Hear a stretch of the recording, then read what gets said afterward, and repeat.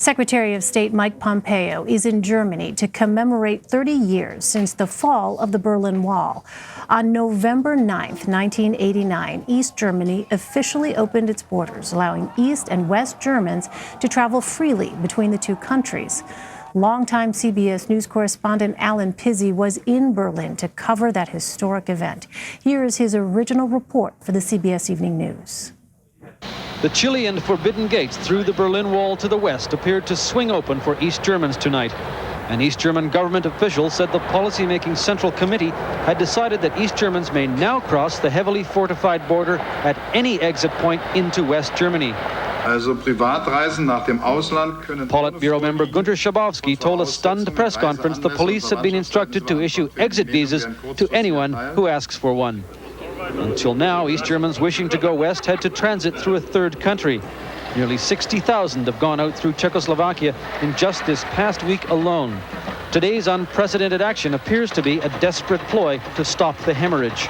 We hope people will be convinced more and more that it would be better for them to stay here, because the processes of renewing our society are beginning to show results.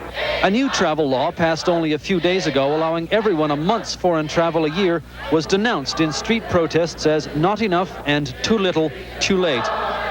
But East German leader Egon Krenz appears to be in a hurry to make changes. He told the Central Committee they should pass a law ensuring free and democratic elections with a secret ballot, and he promised public supervision at every stage of the balloting. Krenz did not say whether he was endorsing a true multi-party system in East Germany. Officials already claim their elections are democratic. But there is no doubt that East Germany has entered an entirely new phase in its history. 15 prominent East Berlin intellectuals and officials told the government the Berlin Wall should be torn down. And Allen Pizzey joins me now from Rome. He spent 36 years with CBS News after joining the network in 1980. Allen, it is wonderful to have you with us today. It's nice to be back, as it were. So, Allen, what still resonates most with you from that historic moment? We saw the footage, but I think the what was it like to be there? Unexpectedness of it all. It was phenomenal. We'd been sneaking in and out through the wall. I'm not sneaking in and out through the wall. I mean, we'd been going through Checkpoint Charlie, saying we were teachers and what have you, anything but journalists, and meeting up with dissidents, going to some of their secret meetings. And at any moment, we expected them to be cracked down on and us to be arrested. I got detained a couple of times and got away with it. But it just kept building. You kept thinking, no, this is what is going to happen here. And then, wham, Schabowski said, it's open.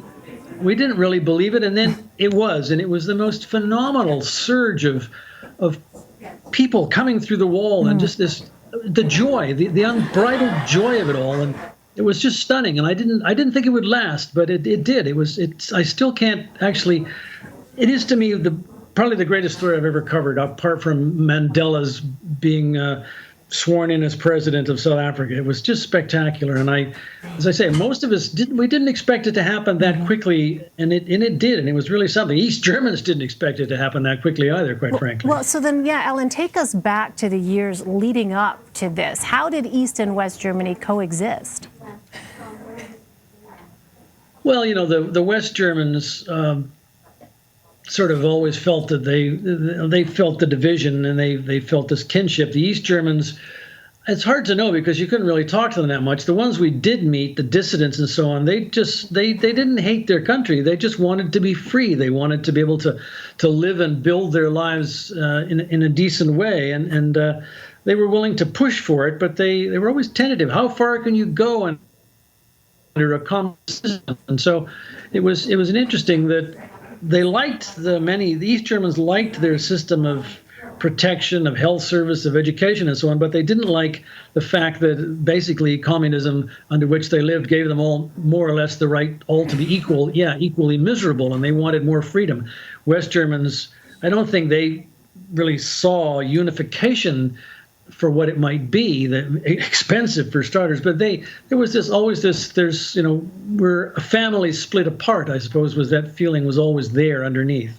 Well, after the wall fell, how did East Germans in particular react to their newfound freedom? Well, initially they just surged through and they were wide-eyed with the things that they saw. And then after the initial surge of that night, over the following days, as checkpoints opened up, openings in the wall, they could come through. There was a lot of excitement and interest. I remember sitting in an Audi, a rented Audi in East Berlin, talking on a car phone. We didn't have cell phones in those days, typing in my computer, getting a story ready for the morning news, and a young man dragged his girlfriend, pointed at me and said something, and Kurt Hoefler, the cameraman, laughed and he said, "That guy just looked at you and said to his girlfriend, 'That's technology, that's what we're going to get.'" They had that sort of joy in them, but then they couldn't really cope with it. We went to Honecker it's called Honecker's Lodge. There was a private lodge for the Politburo's ruling elite, and normal East Germans weren't allowed to go near it. We went out to it a couple days after the wall opened up, and there was a row of East Germans who'd never been near the place, looking through the chain-link fence at an armed guard, and nobody knew what to do. So we walked along the fence and found a way around it at a lake. So we walked in to this restricted hunting lodge, followed by a couple of dozen, maybe more, 50, I don't know, East Germans.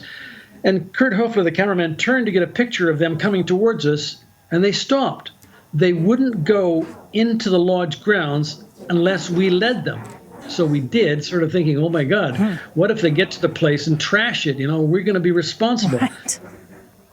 But in fact, they got to this lodge, they looked inside, and they could see all these amazing things from the West, which, frankly, East German stuff was utilitarian, and there was luxury inside the windows of this villa. They didn't even smudge the windows.